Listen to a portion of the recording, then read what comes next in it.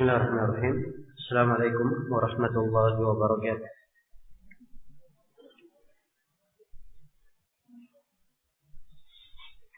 Innal hamdalillah nahmaduhu wa nasta'inuhu wa nastaghfiruh wa na'udzu billahi min shururi anfusina wa sayyiati a'malina. May yahdihillahu fala mudilla lahu wa may yudlil fala hadiya lahu. أشهد أن لا إله إلا الله وحده لا شريك له وأشهد أن محمدا عبده ورسوله. يا أيها الذين آمنوا اتقوا الله حق تقاته ولا تموتن إلا وأنتم مسلمون.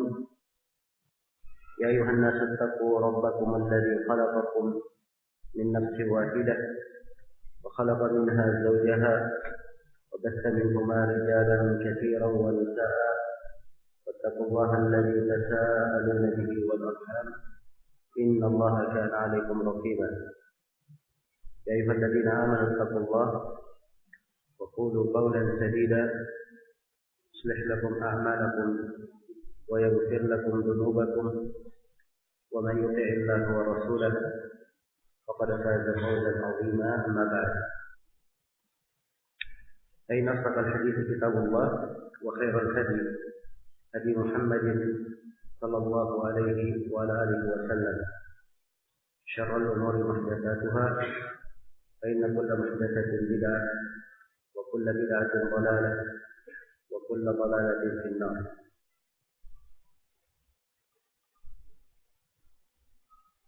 Baik, ini pertemuan yang ke-12 dari pembahasan kita mengenai kitab At-Tauhid karya Syekh Muhammad At-Tamimi rahimahullahu ta'ala.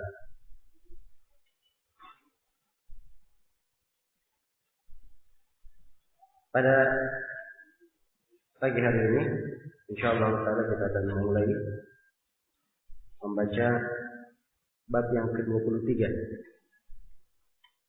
seputar hukum sihir. Hanya saja ada satu pembahasan pada pertemuan sebelumnya di bab yang ke-21 di pembahasan yang keempat halaman 111.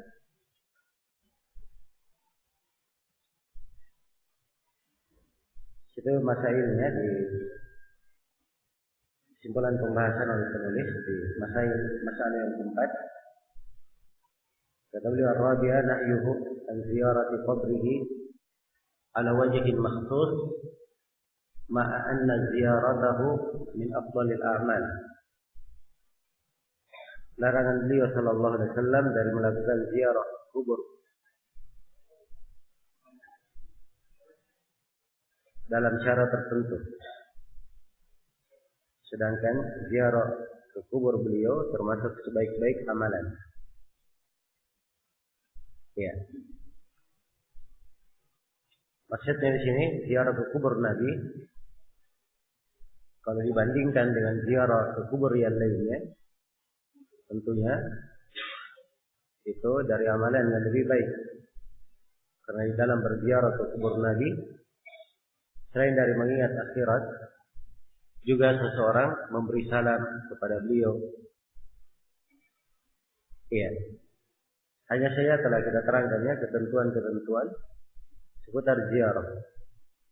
Jadi, kalau dia berziarah ke kuburan Nabi bukan dalam bentuk melakukan perjalanan dan bukan suatu rutinitas yang dia lakukan secara terus-menerus, itu tidak dipermasalahkan. Jadi ucapan penulis di sini dari sebaik-baik amalan itu dilihat kepada jenisnya kalau diperbandingkan dengan ziarah yang lainnya. Adapun dari sisi mengingat akhirat, tidak ada perbedaan antara ziarah ke kubur Nabi dan selainnya. Sebab berziarah ke kuburan semuanya adalah mengingatkan kepada hari akhirat.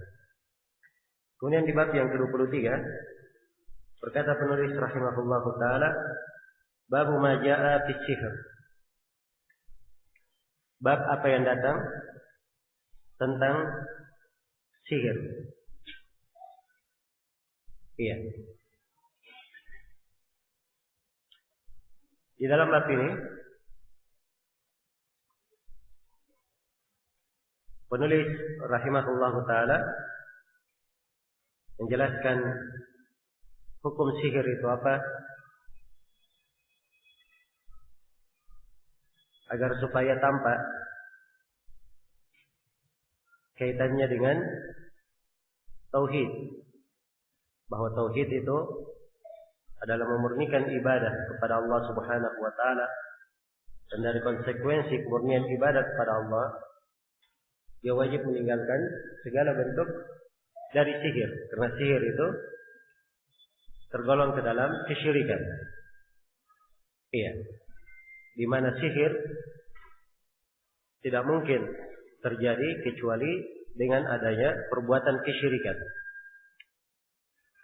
Karena itu penulis di sini memberikan judul tersendiri berkaitan dengan masalah sihir.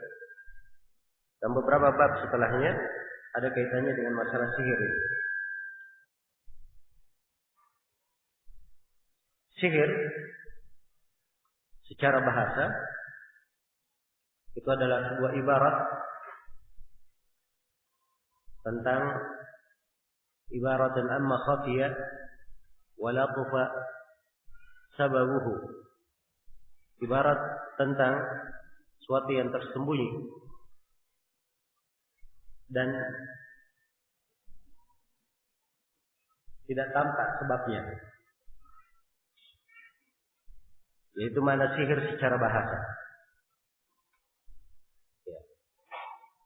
Nah, secara istilah dimaklumi bahwa sihir itu adalah bacaan-bacaan, kalimat-kalimat atau doa-doa, ya.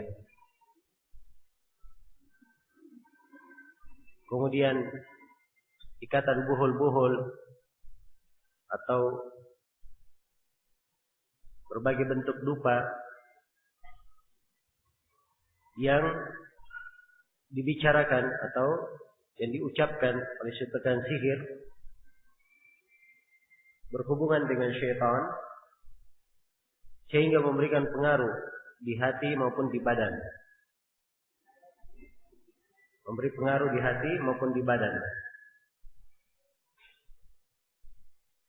Di mana dari sihir itu, karena terjadinya sihir, kadang bisa menimbulkan sakit. Ada yang terbunuh, dipisahkan antara laki-laki, antara suami dan istrinya. Nah, yang semisal dengan itu. Baik. Jadi ini yang disebut dengan nama sihir. Iya. Di dalam pembahasan sihir ini, penulis rahimahullah membawakan dalil-dalil dari ayat Al-Quran dan hadits Rasulullah SAW tentang hukum perbuatan sihir dan hukum orang yang melakukannya, si tukang sihir. Beliau bawakan ayat wa qaulillahi ta'ala wa laqad alimu laman ishtarahu ma lahu fil akhirati min khalaq. Allah berfirman, demi Allah, sungguh orang-orang Yahudi itu telah meyakini bahwa siapa yang rela menukar kitab Allah dengan sihir itu tidak ada keberuntungan baginya di akhirat. Tidak ada keberuntungan baginya di akhirat. Iya. Jadi ayat ini menjelaskan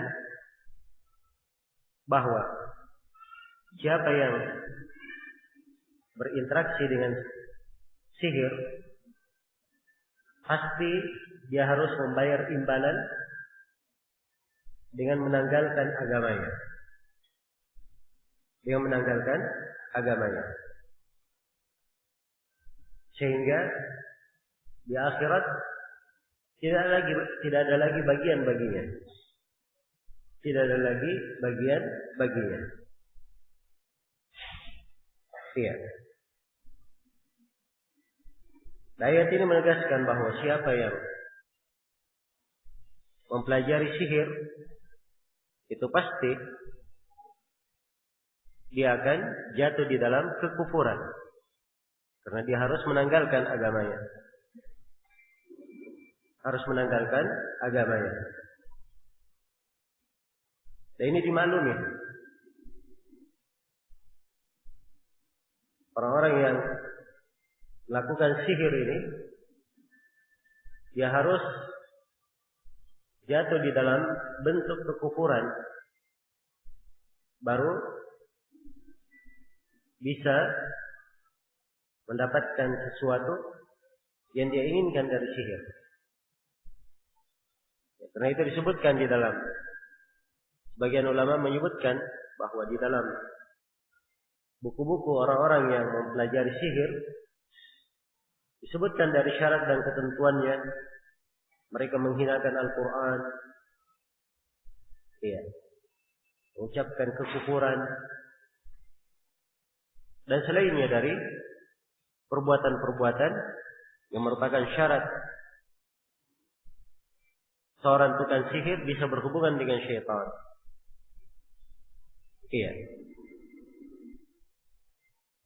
Baik. Maka tampak dari ayat ini penegasan bahwa siapa yang ingin mempelajari sihir, dia harus menjual agamanya, rela menanggalkan, mengikuti jalan para rasul dan keimanan kepada Allah Subhanahu wa taala, sehingga di akhirat kelak tidak ada lagi bagian baginya. Nah,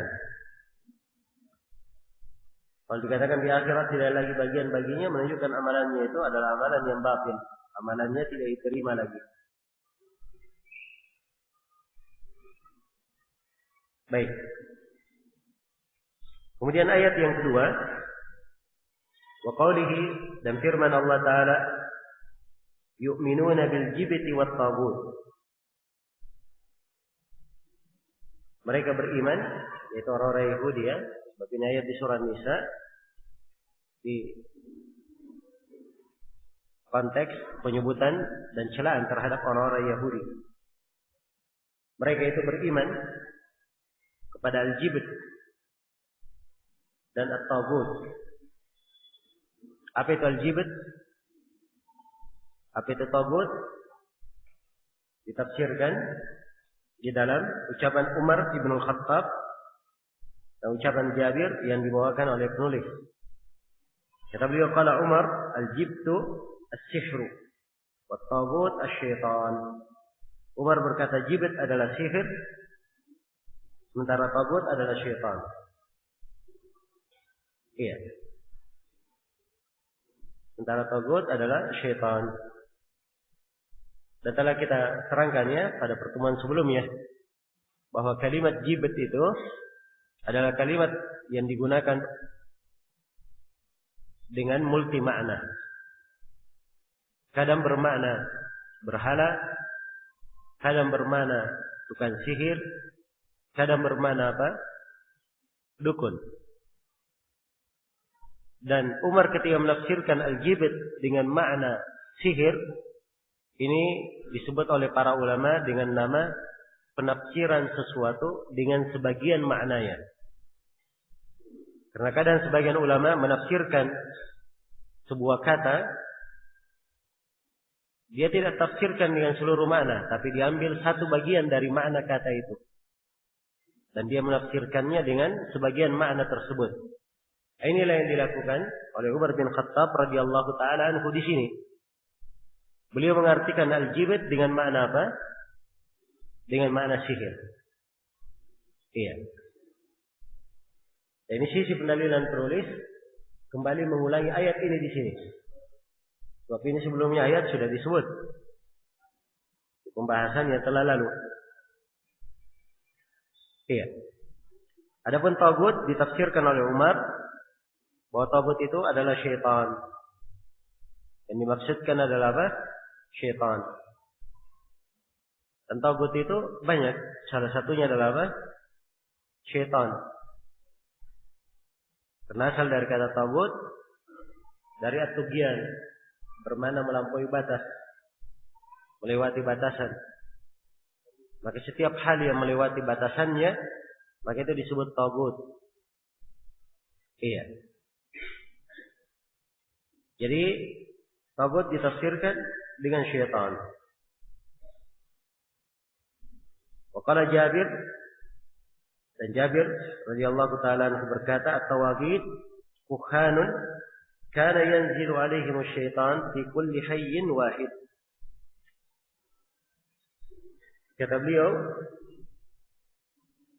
dan at-tawaghit, berkata Jabir, tawaghit itu adalah tagut-tagut itu adalah para dukun.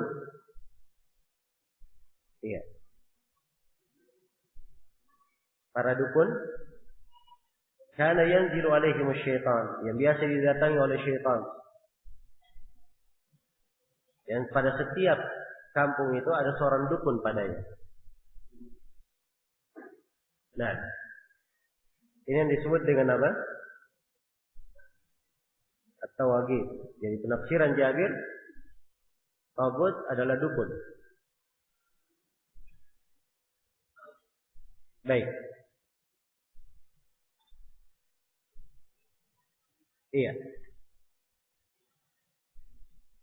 Jadi mana ayat yu'minuna bil jibti wat tagut, dari ciri orang Yahudi, mereka beriman kepada al-jibt, kepada sihir dan kepada tagut. Mereka merasa diberi dari Alkitab, tapi bersamaan dengan itu mereka juga mempercayai al-jibt, sihir, dan mempercayai tagut, mempercayai syaitan. Dan ini dari kekufuran orang-orang Yahudi, dari kekafiran mereka. Iya. Maka dua ayat ini dibawakan oleh penulis di sini. Beliau ingin menegaskan tentang hukum sihir, hukum mempelajarinya. Bahwa mempelajari sihir itu adalah kekufuran. Dia adalah bentuk kesyirikan yang menyebabkan apa? Kekafiran. Iya. Dan alasannya karena apa? Karena tidak ada orang yang bisa melakukan sihir kecuali orang yang sudah berbuat kekufuran kepada Allah Subhanahu wa ta'ala. Ini hukum tentang sihir yang dipegang oleh kebanyakan ulama. Sebagian ulama ada yang membedakan. Sihir itu terbagi dua hukumnya. Kalau sihir ada hubungannya dengan syaitan, maka itu hukumnya kekafiran. Kalau sihirnya tidak ada hubungannya dengan syaitan, hanya sekadar obat-obatan, ya, ramuan,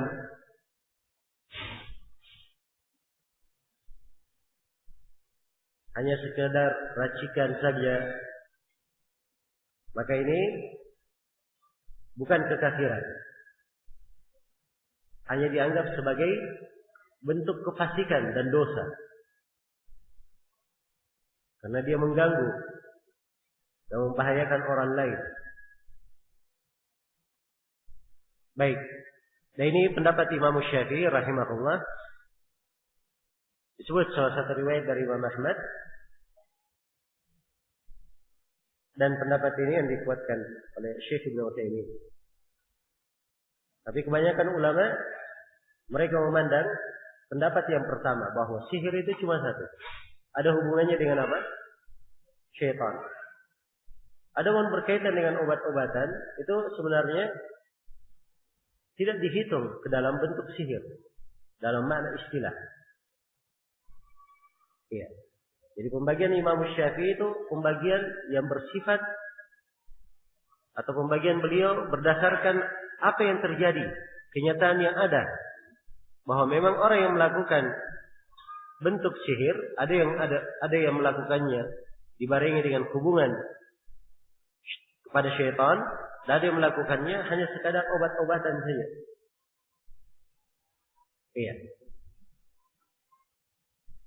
Jadi itu dari sisi kenyataan yang terjadi. Tapi kalau yang diinginkan dengan sihir itu sendiri, itu adalah perbuatan kekufuran yang ada hubungannya dengan apa? Hubungannya dengan syaitan. Iya. Karena itu penulis Kitab Tauhid ini telah memasukkan sihir kepada salah satu dari pembatal Islam di kitabnya Nawaqidul Islam. Jelas ya? Baik. Dan ini pendapat lebih tegas dan yang dipegang oleh kebanyakan ulama tentang hukum sihir ini, bahwa dia adalah kekufuran. Ya. Adapun kalau dia tidak ada hubungan dengan syaitan, meramu obat-obatan yang menyebabkan seorang perempuan suka kepada laki-laki atau sebaliknya, maka ini tentunya adalah memberikan bahaya kepada manusia, yaitu adalah bentuk dari kefasikan dan dosa besar. Tapi tidak masuk di dalam sihir yang dikatakan apa? Kafir, keluar dari Islam. Baik. Jadi ini secara global tentang hukum dari sihir itu. Maka diambil dari dua ayat ini beberapa kesimpulan. Yang pertama, dua ayat ini menunjukkan haramnya sihir itu. Dan bahwa sihir tergolong dari al-jibt.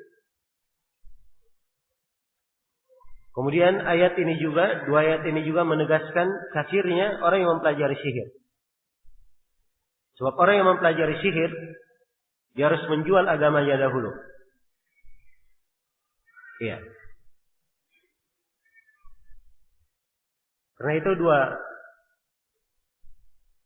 malaikat yang mengajarkan sihir yang disebut di dalam Al-Quran, وَمَا يُؤَلِّمَانِ مِنْ أَحَدٍ حَتَّى يَقُولَ إِنَّمَا نَحْنُ فِتْنَةٌ فَلَا تَكْفُرْ. Keduanya tidaklah mengajarkan seorang pun, tidak mengajarkan sihir kepada siapapun, hingga keduanya berkata kepada orang yang akan diajari, sungguhnya kami ini hanyalah ujian, cobaan. Janganlah engkau menjadi kafir. Iya, jangan engkau menjadi kafir. Jadi syaratnya kalau dia ingin belajar sihir, dia harus apa? Kafir dahulu. Iya, dan ini di kalangan pembicaraan orang-orang yang menekuni sihir. Ya. Di masa kini juga mereka bercerita bahwa semakin seseorang itu kafir kepada Allah, maka sihirnya juga akan lebih hebat daripada yang lainnya. Akan lebih hebat daripada yang lainnya. Ya, karena itu dimaklumi ya, ada sebagian dari tukang sihir yang menamakan dirinya tukang sulap, ya, sudah melakukan akad dengan iblis. Ya. Sebab semakin dia kafir kepada Allah, maka para syaitan akan kuat hubungannya dengan tukang sihir tersebut. Baik. Jadi sekali lagi mempelajari sihir adalah kekufuran dan juga menunjukkan kafirnya si tukang sihir. Dan di ayat yang pertama menunjukkan bahaya orang yang berpaling dari Al-Quran, berpaling dari Alkitab, dari kitab Allah dan menggantinya dengan selain itu. Iya. Dan dua ayat ini sekaligus menjelaskan bahwa sihir itu dari syirik akbar yang menggugurkan dasar tauhid, menggugurkan dasar tauhid. Karena terdapat di dalam sihir hubungan dengan para syaitan dan bergantung kepada mereka. Kemudian beliau membawakan hadis. Kata beliau, wa an Abi Hurairah radhiyallahu anhu, anna Rasulullah sallallahu alaihi wasallam qala, Dari Abu Hurairah radhiyallahu anhu bahwa Rasulullah sallallahu alaihi wasallam bersabda, "Ijtanibu as-sab'al mubiqat." Kata beliau, jauhilah 7 perkara yang membawa kepada kehancuran. Perhatikan ya, bagaimana wejangan dan nasihat Nabi di dalam hadis ini. Ijtanibu, jauhilah.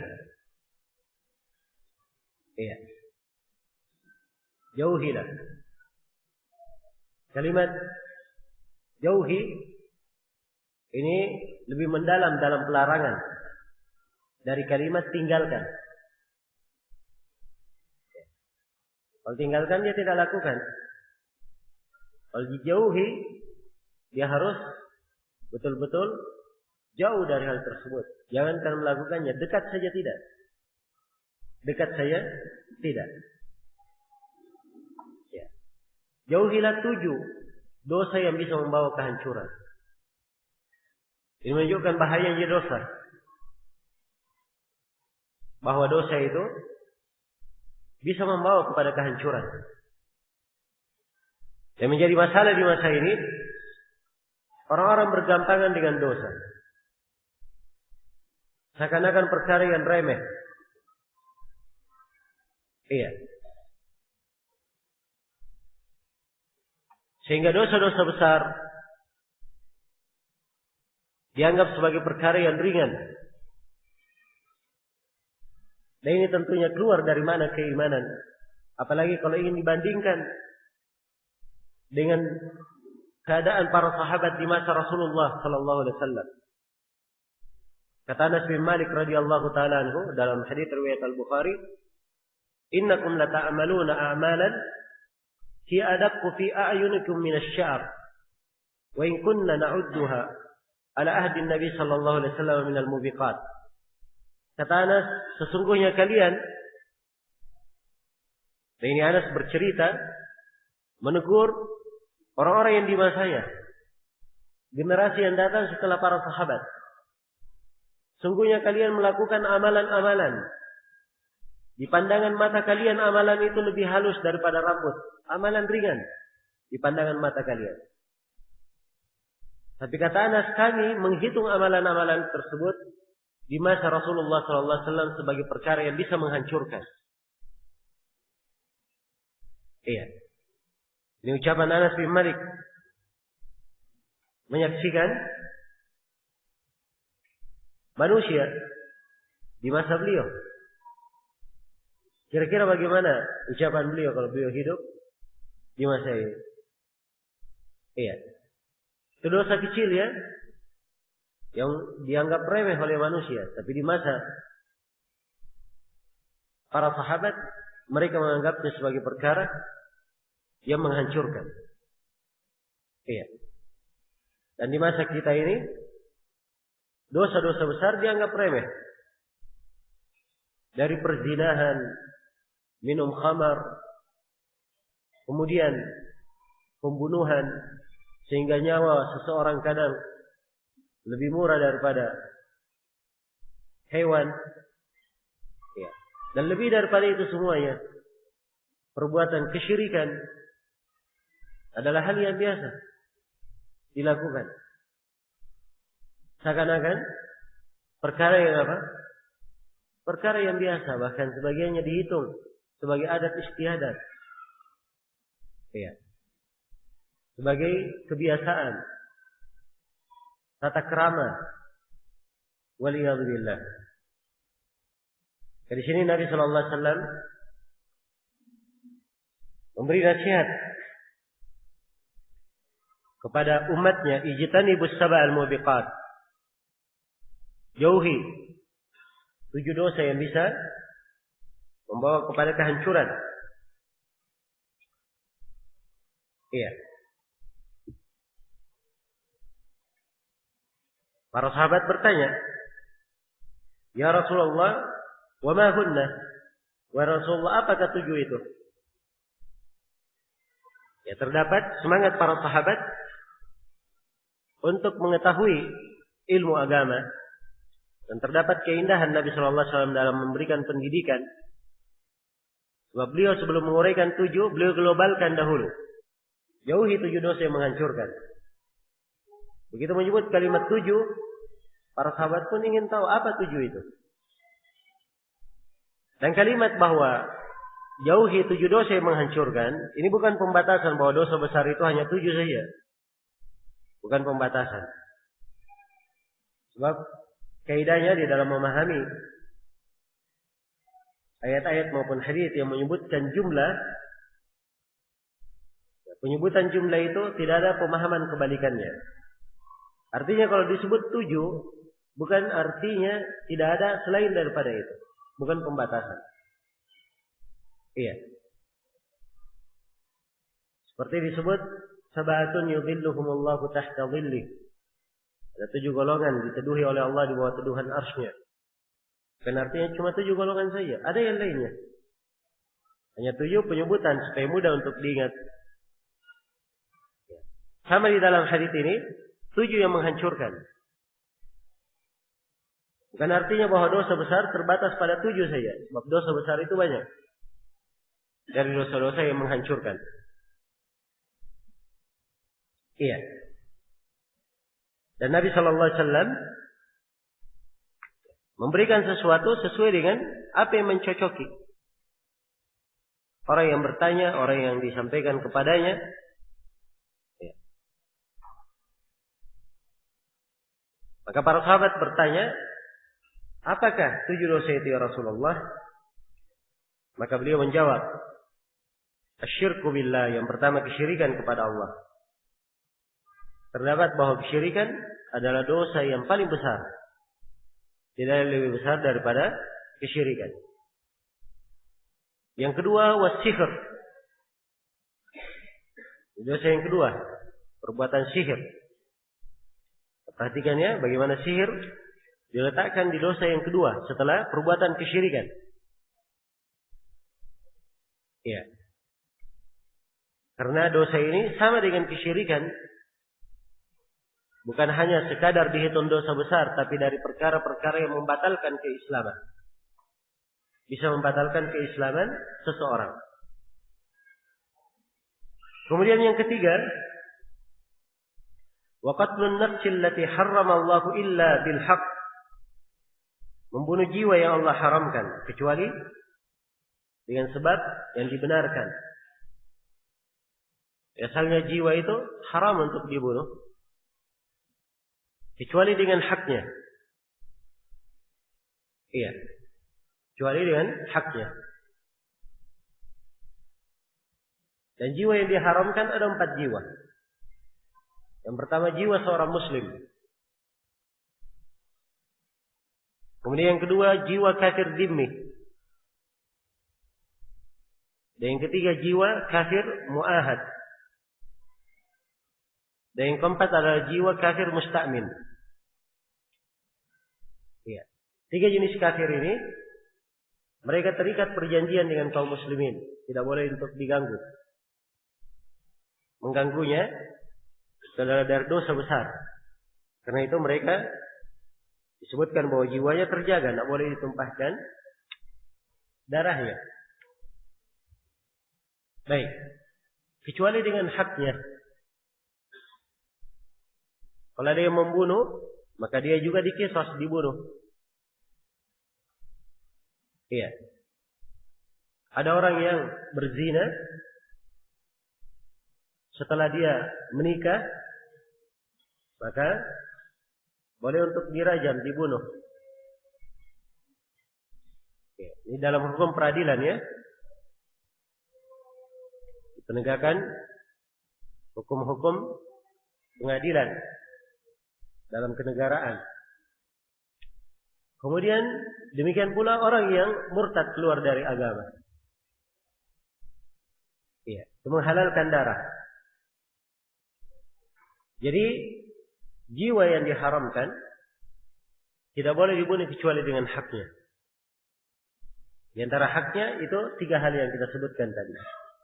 Yang membunuh jiwa lain, seseorang yang berzina setelah dia menikah, atau dia murtad keluar dari agama. Baik.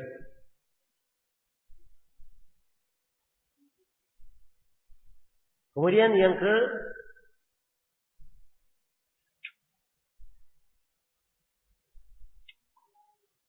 keempat, kata beliau, wa aklur riba. Memakan riba. Ini dari dosa besar yang menghancurkan. Iya, riba dengan seluruh jenisnya. Apakah riba di dalam jual beli atau riba di dalam hutang piutang? Semuanya adalah perkara yang diharamkan. Kemudian yang kelima adalah wa aklu malil yatim.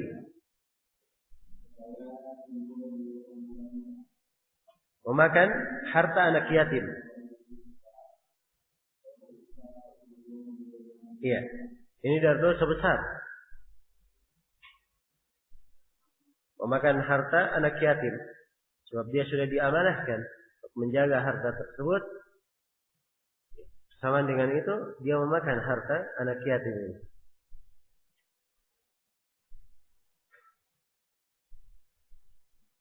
Kemudian, kadang anak yatim dimaklumi ya, bahwa dia adalah anak kecil yang belum balik, yang ditinggal mati oleh ayahnya. Iya, itu disebut anak yatim, laki-laki maupun perempuan.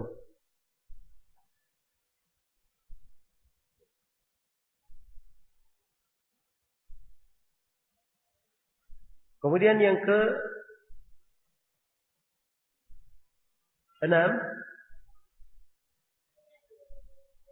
wattawalli yaum az-zahr. Meninggalkan medan perang pada hari pertemuan dengan musuh. Ini juga dari dosa besar. Karena kewajiban kaum muslimin saat peperangan dan sudah berjumpa dua pasukan muslim dan pasukan kafir, maka di kondisi perjumpaan tersebut tidak boleh ada yang lari. Sebab ini tentunya akan memberikan bahaya kepada pasukan. Karena itu siapa yang lari di pertemuan dua pasukan itu dihitung sebagai dosa besar. Dan yang ketujuh, wa qadful muhsanatil ghafilatil mu'minat. Menuduh perempuan al-muhsanat yang menjaga kehormatannya, al-ghafilat yang tidak mengenal perbuatan dosa. Ghafilat itu dari ghaflah. Ya. Dia tidak mengenal dari perbuatan dosa. Al-mu'minat, perempuan yang beriman, dituduh dengan perbuatan zina. Jadi menuduh perempuan baik-baik dengan perbuatan zina, ini dari dosa besar. Iya. Nah itu siapa yang menuduh seorang berbuat zina dan dia tidak membawa 4 saksi, dia harus dicambuk 80 kali. Baik. Jadi ini 7 dosa besar disebutkan oleh Nabi Sallallahu Alaihi Wasallam sebagai dosa-dosa yang menghancurkan. Salah satunya adalah apa? Adalah sihir. Dan ini di urutan yang kedua. Inilah sisi pendalilan penulis. Kenapa beliau membawakan hadits ini di sini? Baik. Jadi hadits ini terdapat di dalamnya banyak pelajaran. Pengharaman 7 dosa ya, kesyirikan, sihir, membunuh jiwa tanpa hak, pengharaman riba, pengharaman memakan harta anak yatim, melampaui batas terhadap harta anak yatim. Iya. Kalimat memakan harta anak yatim itu contoh ya dari menggunakan harta anak yatim tidak benar. Iya. Jadi jangan ada yang berkata, oh di dalam hadis yang dilarang cuma memakannya. Kalau harta anak yatim dia pakai untuk beli rumah, beli mobil itu tidak ada masalah. Bukan itu maksudnya ya. Maksudnya di sini dia melampaui batas terhadap harta anak yatim dengan cara memakannya maupun selainnya. Kemudian dari dosa besar juga disebut dalam hadis, lari dari medan pertempuran dikala telah berjumpa dua pasukan kaum muslimin, dan juga dari dosa yang besar menuduh perempuan baik-baik dituduh dengan perbuatan zina atau yang semisal dengan zina. Dituduh dengan perbuatan zina atau homoseks atau yang semisal dengannya, ini tuduhan. Baik. Jadi ini berkaitan dengan perempuan mukminah ya, yang beriman. Muhsanat. Adapun perempuan-perempuan kafir itu lain lagi masalahnya. Tidak masuk di dalam hadits ini. Baik, ini secara global kandungan dan makna dari hadits yang dibawakan oleh penulis. Kemudian beliau membawakan hadits yang kedua. Kata beliau, an Jundubin marfu'an. Dari Jundub secara marfu'. Ya, jadi kalau dikatakan secara marfu' itu dari Nabi sallallahu alaihi wasallam. Haddus sahir darbuhu bis-sayf. Rawahu Tirmidzi wa qala as-sahih annahu mauquf. Dari Jundub secara marfu' beliau berkata, Rasulullah bersabda, hukuman terhadap tukang sihir adalah lehernya dipenggal dengan pedang. Diriwayatkan oleh Tirmidzi dan beliau berkata yang benar bahwa hadits ini mauquf. Ya.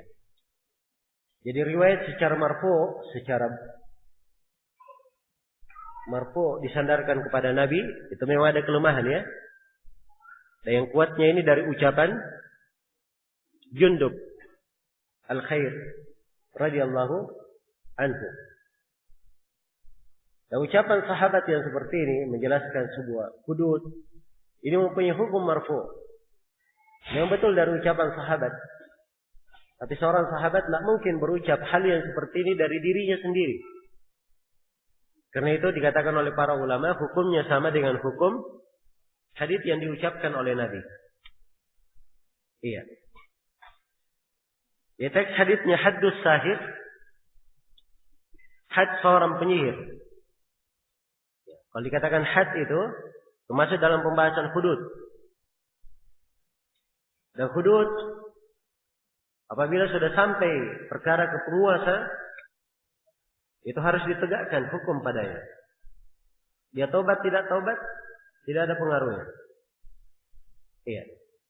Ada orang yang membunuh misalnya, begitu sudah sampai perkara itu ke penguasa, ke pengadilan, maka dia bertobat dari perbuatannya membunuh atau tidak bertobat, itu tidak memberi pengaruh. Hukum harus ditetapkan. Dia dikisah atau membayar dia atau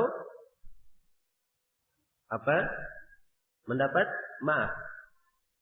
Ya, ini tentunya tergantung bagaimana jenis membunuhnya ya. Karena pembahasan kisah itu dan makna membunuh itu terbagi tiga di pembahasan hudud. Ada membunuh dengan sengaja, ada yang mirip dengan sengaja, dan ada yang membunuh tidak sengaja. Iya. Kemudian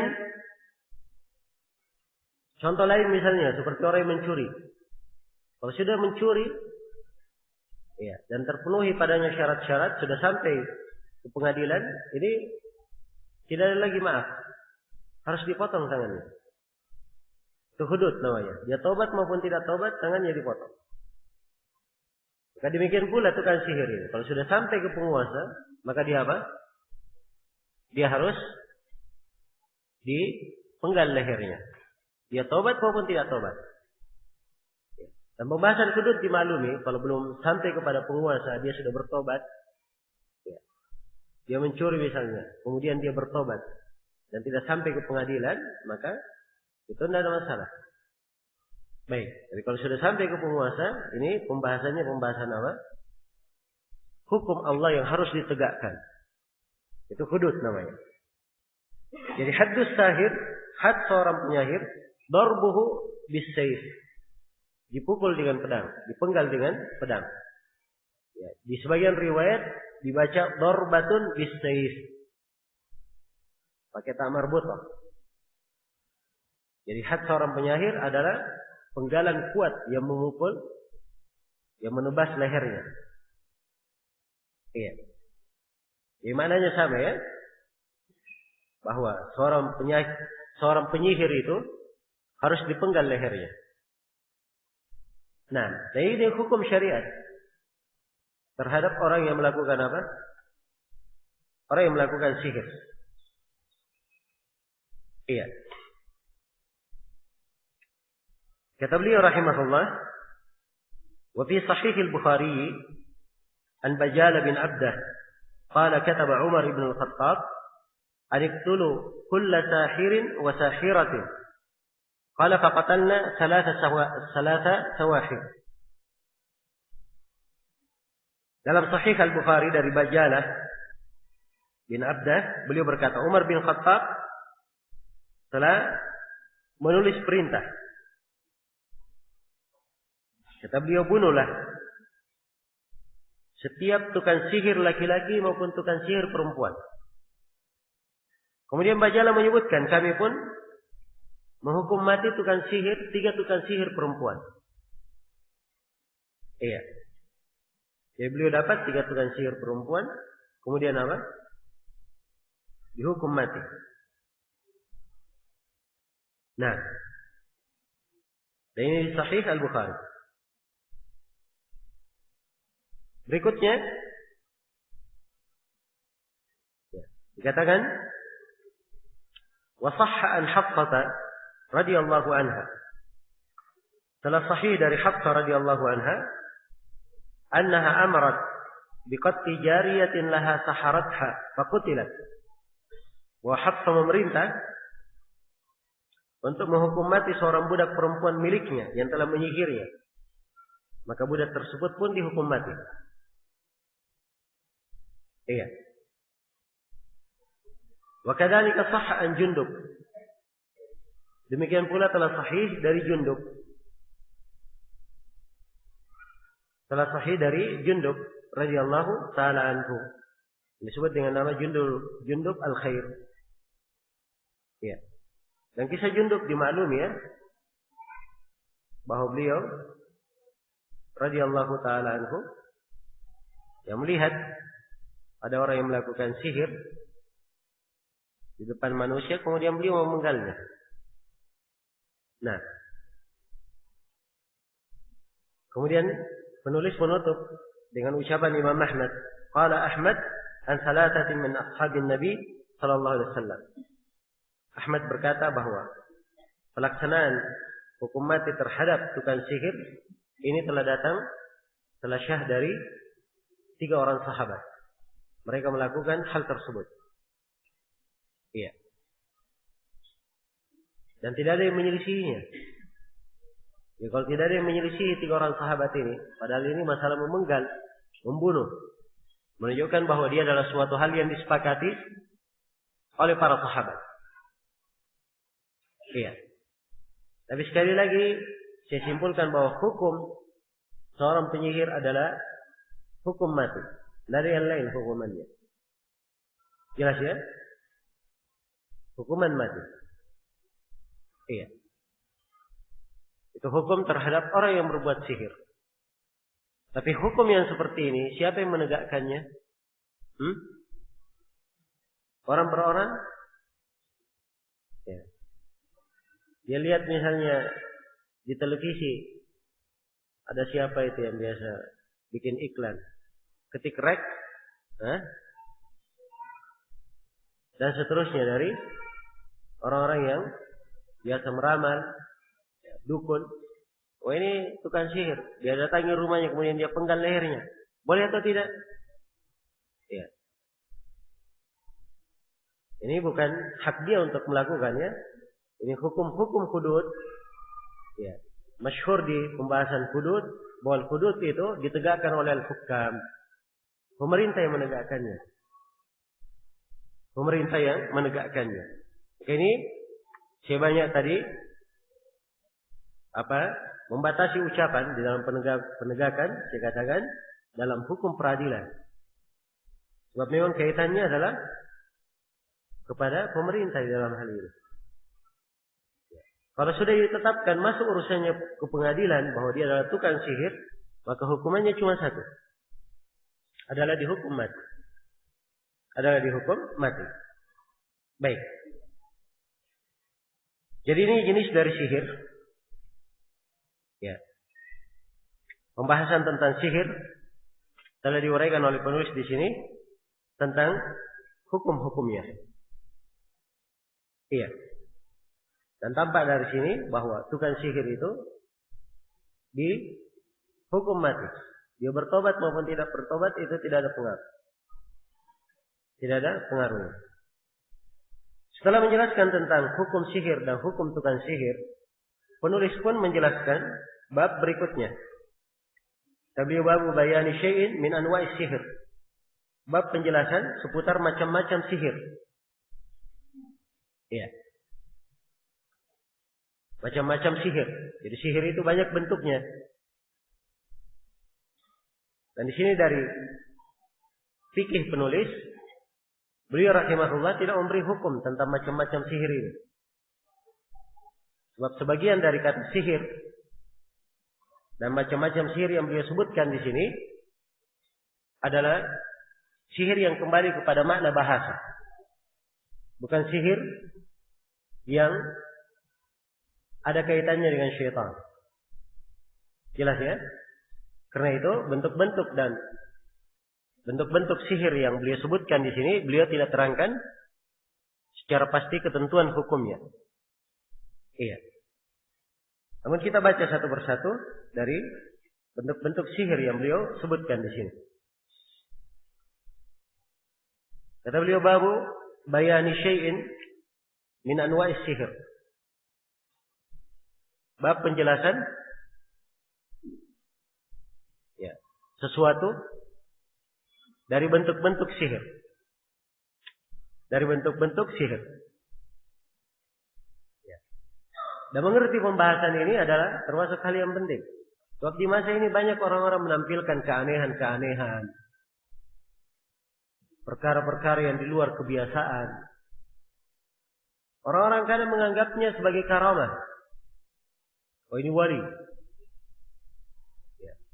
Sebagai suatu kelebihan.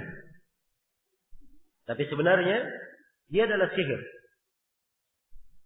Ya, ini akan disebutkan di sini oleh penulis rahimahullahu taala.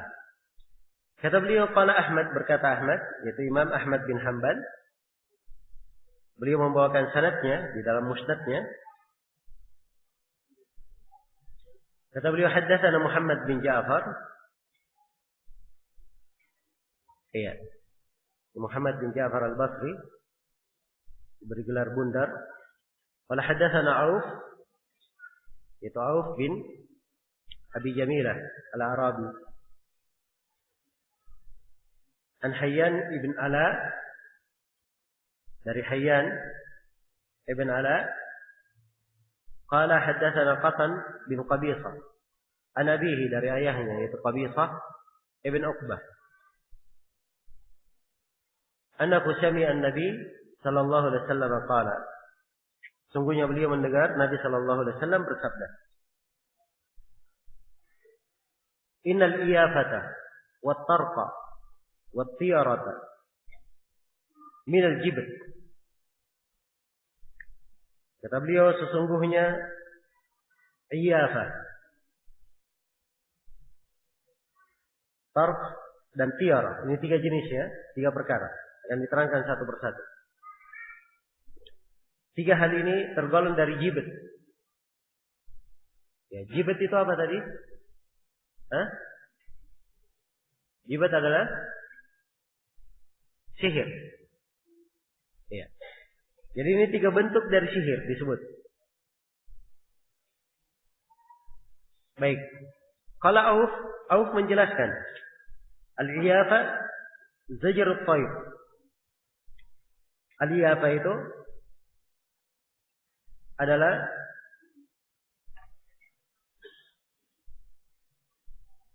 menghardik burung. Itu iyafa. Jadi dia hardik, dia usir sampai terbang. Iya. Apa maksudnya?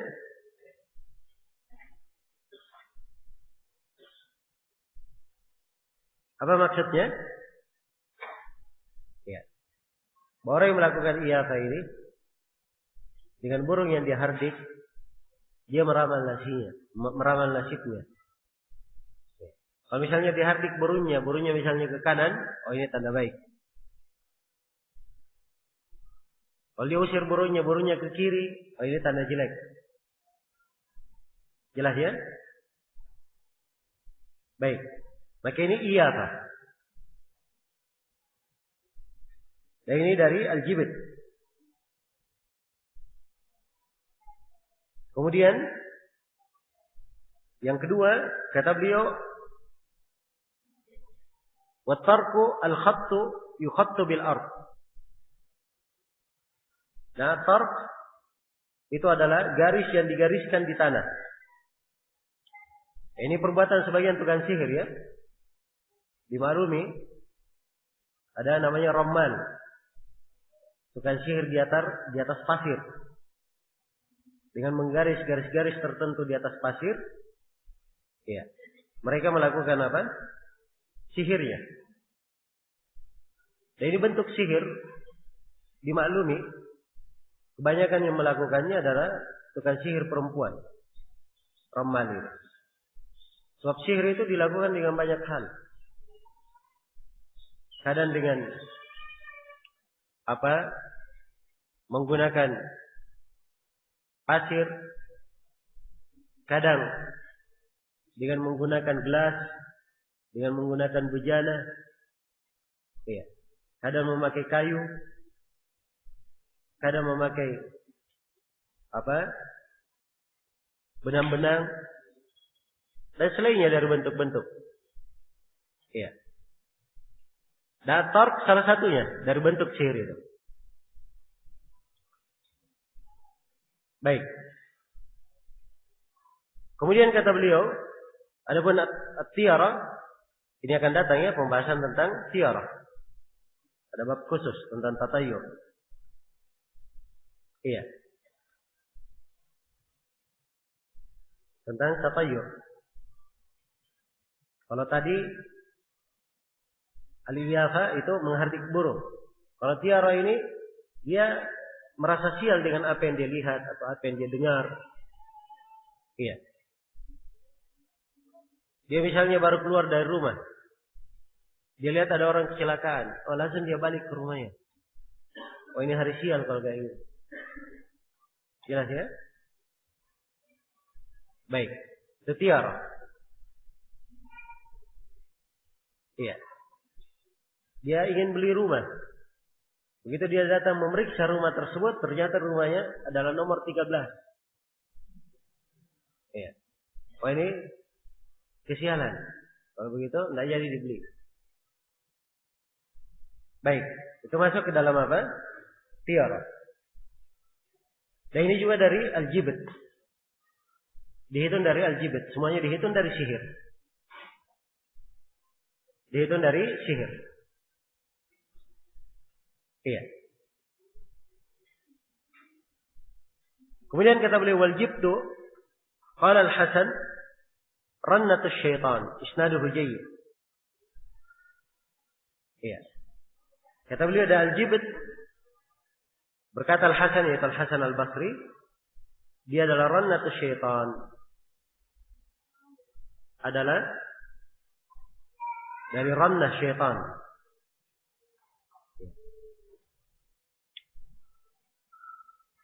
Dari suara syaitan.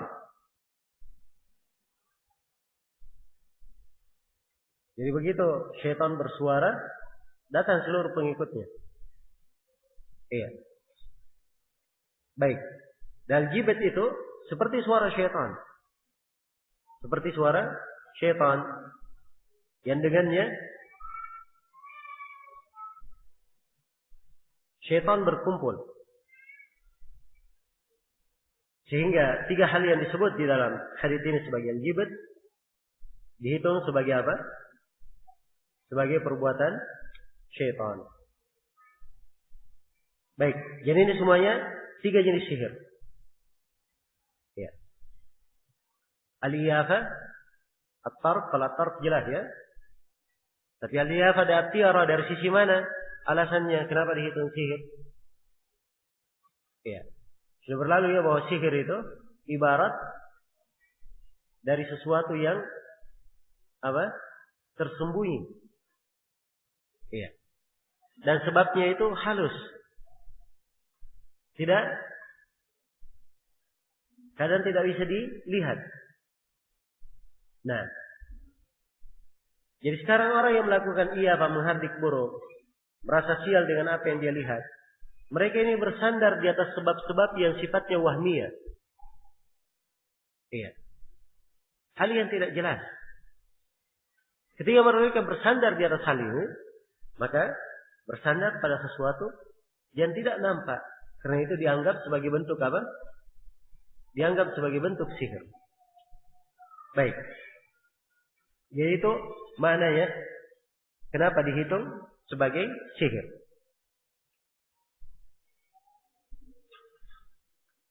Jadi tampak dari sini kalau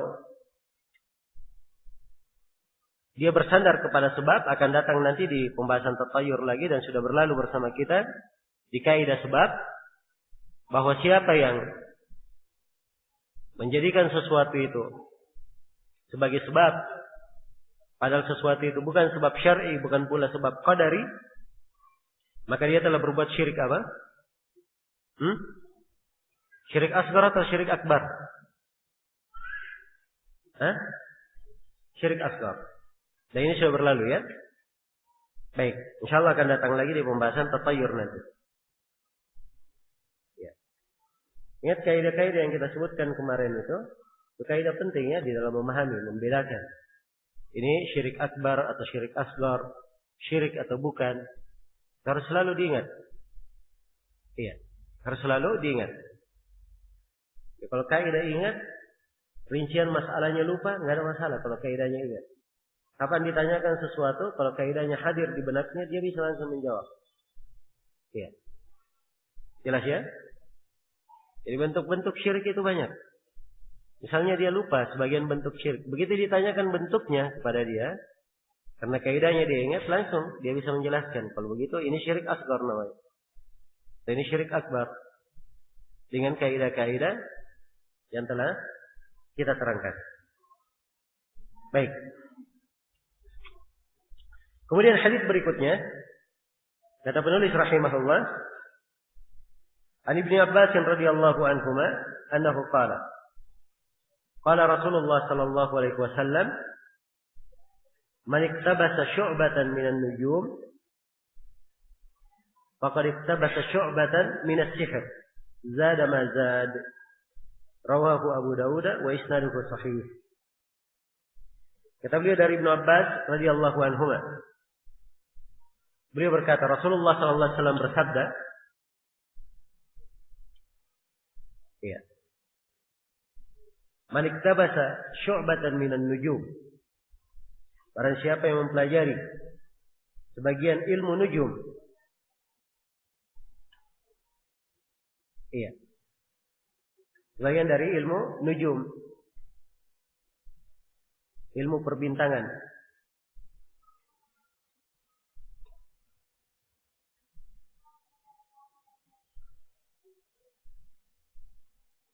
faqad iktabasa syu'batan minas sihr, sungguh dia telah mempelajari sebagian dari ilmu sihir. Ya, sungguh dia telah mempelajari sebagian dari ilmu sihir. Nah, ilmu nujum itu dua macam. Ada namanya ilmu ta'thir dan ada namanya ilmu taysir. Berkaitan dengan perbintangan ada dua macam. Ada ilmu tentang taysir, mengatur masalah perjalanan. Ya. Menentukan arah, timur, barat, utara, selatan, waktu. Ya. Ilmu yang seperti ini tidak ada masalah. Bahkan sebagian dari ilmu adalah wajib dipelajari dari ilmu nujum yang bersifat ini. Agar supaya dia bisa menentukan di mana arah kiblat misalnya kalau dia perjalanan. Ya. Dan selainnya. Jadi itu namanya ilmu taisir. Nah, yang disinggung oleh penulis, yang disinggung di dalam hadis dari ilmu nujum ini adalah ilmu ta'thir. Di mana dia mempelajari keadaan-keadaan bintang itu. Kalau bintangnya begini, akan terjadi begini. Bintangnya begini, akan terjadi kejadian begini. Iya. Nah, ini yang disebut sebagai apa? Ilmu nujum. Yang siapa yang mempelajari sebagian darinya, dia telah mempelajari sebagian dari ilmu sihir. Ya. Zada mazad. Semakin dia bertambah mempelajari ilmu nujum, maka bertambah pula ilmu sihirnya. Bertambah pula ilmu sihirnya. Ya, sebagaimana dia berdosa mempelajari sihir, ya, semakin dia mempelajarinya, bertambah pula dosanya. Bertambah pula dosanya. Baik. Jadi sisi pendalilan penulis di sini membawakan hadits ini di sini. Beliau ingin menjelaskan tentang haramnya at-tanjim. Ya, mempelajari ilmu perbintangan yang bersifat pengabaran terhadap hal-hal yang akan terjadi dengan perubahan-perubahan yang terjadi pada bintang. Sebab itu namanya dari orang yang mengaku tahu ilmu gaib. Itu adalah bentuk dari kekufuran. Nah, dan terdapat di dalam hadits ini juga bahwa at-tanjim, ilmu perbintangan yang seperti ini dari bentuk sihir yang mengeluarkan dari keislaman. Sebab dia dikatakan tiap kali dia mempelajarinya, menambahnya, maka bertambah sihirnya. Iya. Dan di dalam hadits ini juga terdapat bahwa sihir itu bisa dipelajari. Iya. Karena itu hati-hati. Ya, segala sesuatu yang bisa dipelajari, seorang mempelajarinya.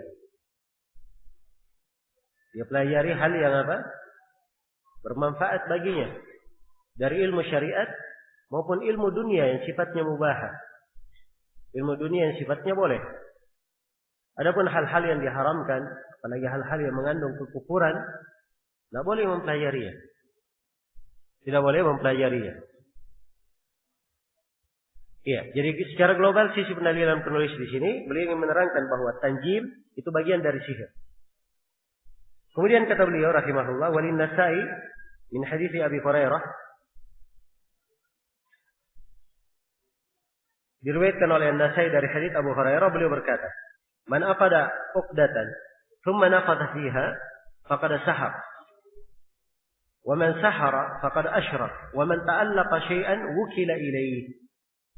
Barang siapa yang membuat suatu uqdah, suatu buntalan, iya, lalu dia meniup pada buntalan tersebut, maka dia telah melakukan sihir. Dan siapa yang melakukan sihir, berarti dia telah berbuat kesyirikan. Iya. Berarti dia telah berbuat kesyirikan. Dan siapa yang bergantung pada sesuatu, maka perkaranya diserahkan pada sesuatu tersebut. Baik. Jadi dalam hadits ini, penulis rahimahullahu ta'ala ingin menjelaskan bahwa dari bentuk sihir, seorang itu membentuk ikatan-ikatan. Ya. Membentuk sesuatu yang diikat menjadi buntalan yang disebut dengan nama azimah. Itu bentuk dari sihir. Bentuk dari sihir. Iya. Jadi kapan diikat kemudian dia tiup padanya, ini berarti dia telah melakukan sebuah perbuatan sihir, yaitu ada hubungannya dengan syaitan. Ada hubungannya dengan syaitan. Dan di sini tegas di dalam hadis dikatakan siapa yang melakukan sihir dia telah berbuat kesyirikan. Menunjukkan bahwa sihir itu adalah kesyirikan. Karena terdapat di dalamnya mengambil bantuan dari apa? Dari syaitan. Iya. Kemudian di akhir hadis dikatakan wa man ta'allaqa syai'an wukila ilaihi. Siapa yang bergantung pada sesuatu disandarkan kepada sesuatu itu. Jadi kaitannya situ kan sihir, kalau dia sudah biasa bergantung dengan buntalannya pada syaitan itu, maka dia diserahkan kepada syaitannya. Iya. Serahkan kepada syaitannya. Itu makna yang pertama. Bisa juga dimaknakan dengan makna lain. Siapa yang bergantung pada sesuatu, dia misalnya terkena penyakit, dia bergantung pada sesuatu, maka dia akan diserahkan pada sesuatu yang dia bergantung padanya. Iya. Maka ini menunjukkan bahwa seorang hamba kewajibannya adalah bergantung kepada Allah. Dan ini sudah berlalu pembahasannya. Dan terdapat peringatan bahwa siapa yang bersandar kepada selain Allah, Allah Subhanahu wa taala akan menghinakannya dan menimpakan kerugian terhadapnya. Sebab kalau dia sudah bergantung kepada makhluk, pasti apa? Kerugian yang akan dia tuai. Iya, kerugian yang akan dia tuai. Jadi di dalam hadis ini terdapat penjelasan bentuk dari sihir. Yaitu mengikat ikatan-ikatan. Dan biasanya tukang sihir begitu dia mengikat, ya, bersama dengan ikatan tersebut disertai dengan tiupan yang membawa ludahnya. Nah, yang membawa ludahnya. Pada setiap ikatannya dia tiup. Dan dia mengambil pertolongan dengan syaitan. Sehingga keluarlah dari napas yang jelek dari tukang sihir ini, disertai bantuan oleh syaitan, ya keluarlah berbagai kejelekan. Yang sehingga muncullah sihir itu dan menimpa orang yang disihir. Menimpa orang yang disihir. Baik, jadi ini bentuk dari sihir. Dan ini adalah hal yang diharamkan. Setelah berlalu kita terangkan bahwa syirik, bahwa sihir adalah dari kesyirikan. Kemudian beliau membawakan hadits yang lain. Kata beliau rahimahullah, an Ibnu Mas'udin radhiyallahu anhu, anna Rasulullah sallallahu alaihi wasallam qala, ala unabbiukum mal adh. Iya. Hiya an-namimatu al-qalatu bainan nas, rawahu Muslim. Kata beliau,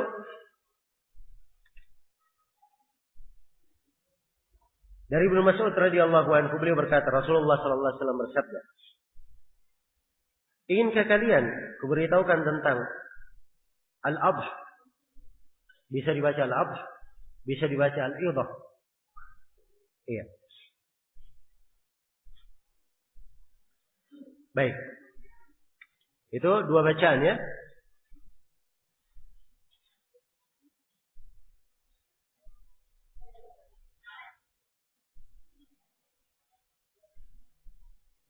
Kalau al-adh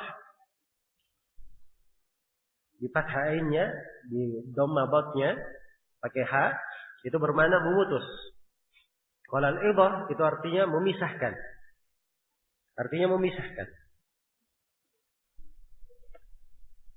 Nah, apa itu al-adh? Yaitu at-tamimah, mengadu domba, perbuatan mengadu domba. Dan banyak membicarakan keburukan, menghasut antara sesama manusia. Iya. Ini dikatakan sihir. Ya, sebab orang yang mengadu domba ini, yang berbuat namimah ini, seakan-akan menyihir antara dua orang, bisa saling bermusuhan. Ya. Ada A dan B berkawan.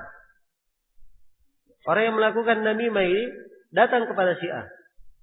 Dia berkata bahwa si B bicara kepada kamu begini dan begini. Kemudian dia juga datang kepada si B. Dia berkata bahwa si A berkata begini dan begini. Akhirnya terjadilah permusuhan antara A dan B. Disebabkan apa? Orang yang mengadu domba ini. Iya. Maka dia disebut abah. Ya. Dia disebut abah. Dimasukkan di sini oleh penulis sebagai bentuk dari sihir. Kenapa? Sebab dia, subhanallah, bisa memisahkan antara dua orang dengan cara yang apa? Cara yang halus. Nah, maka ini sihir. Maka hadits ini menunjukkan bahwa namimah itu bentuk dari sihir. Bentuk dari sihir. Karena ia dilakukan untuk memisahkan antara hati dua orang yang berkawan dan merusak hubungan antara manusia. Nah, ya dari sisi dia bentuk dari sihir dari sisi apa? Dari sisi bahasa. Adapun dikatakan bahwa mengadu domba hukumnya, oh berarti kalau dia sihir berarti dia kafir. Orang mengadu domba kafir, begitu? Jawabannya tidak. Iya. Mengadu domba itu dosa besar. Tapi tidak dikafirkan. Beda dengan sihir. Sihir adalah apa? Kekafiran. Karena itu tadi saya katakan bahwa dia dikatakan sebagai sihir di sini, bentuk sihir dari sisi apa? Dari sisi bahasa. Ya, dan terdapat penjelasan bahwa namimah mengadu domba itu adalah dari dosa besar. Dan terdapat bagaimana Nabi SAW mengajari para sahabat ilmu dengan cara tanya jawab. Ya, dan ini kadang lebih mengena di dalam hati. Itu ditanya, tahukah kalian apa itu al-adh? Itu ditanya apa itu al-adh? Langsung dia berpikir. Ya. Dia tidak tahu jawabannya, maka jiwanya pun ingin tahu. Begitu dia mendengar jawabannya, ya, maka jawaban ini akan lebih apa? Melekat pada dirinya. Nah, ini salah satu keuntungan dan kebaikan metode tanya jawab. Dan Nabi SAW dalam menyampaikan ilmu punya banyak metode. Baik. Kemudian di dalam hadis ini juga, atau selesai sudah ya. Ini hadis diriwayatkan oleh Imam Muslim. Kemudian hadis yang terakhir di dalam bab ini dari bentuk sihir. Kata beliau, walahu ma ibni Umar radhiyallahu anhu, anna Rasulullah sallallahu alaihi wasallam qala, inna binal bayani la sihra. Diriwayatkan oleh keduanya itu Al-Bukhari dan Muslim dari Ibnu Umar, beliau berkata Rasulullah sallallahu alaihi wasallam bersabda, sesungguhnya di antara al-bayan ada sihir. Bayan itu penjelasan, kefasihan di dalam mengucapkan, mentakbir. Iya. Jadi dia pandai mengucapkan, menjelaskan. Ya, ini ada dari bentuk sihir. Ada dari bentuk sihir. Karena kadang seorang yang pandai berbicara, menjelaskan, itu bisa menyihir siapa yang ada di depannya. Sehingga walaupun kebatilan yang dia ucapkan, orang tersebut yang ada di depannya bisa apa? Bisa menerima. Ya, dan ini disebut sihrul bayan. Ya, sihir yang bersifat apa? Penjelasan. Dan hadis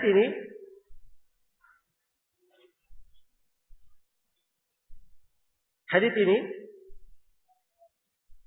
adalah penjelasan tentang keadaan yang terjadi. Jadi hadis ini bukan pujian, bukan pula celaan. Ya, tapi penjelasan tentang apa? Keadaan yang terjadi. Ya, karena orang yang pandai menjelaskan itu dua macam. Ya, kalau dia pandai menjelaskan, ya, punya sihir di dalam penyampaian. Kalau penyampaian al-haq dia sampaikan, ini dipuji atau tidak? Hal yang dipuji kalau kebenaran dia sampaikan.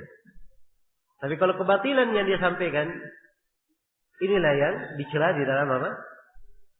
Inilah yang dicela dalam maksud penulis membawakan hadis ini di sini. Iya. Walaupun hadis ini sendiri, ya, tidak mesti dia bermakna celaan. Tapi ini hadis menjelaskan tentang kenyataan yang terjadi di tengah manusia. Sisa dilihat. Orang yang menjelaskan dengan kefasihan tersebut sehingga bisa menyihir orang yang mendengarkannya, apa yang dia bicarakan. Kalau baik, itu adalah hal yang terpuji.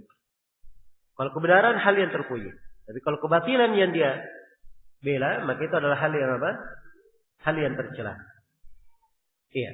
Ya kalau begitu ini sihir dari sisi apa? Dari sisi bahasa. Pandaian dia dalam menjelaskan kebatilan. Iya. Sehingga dia poles, dia kemas, kadang dengan retorika yang indah, membuat orang tersihir, terpukau. Iya. Baik.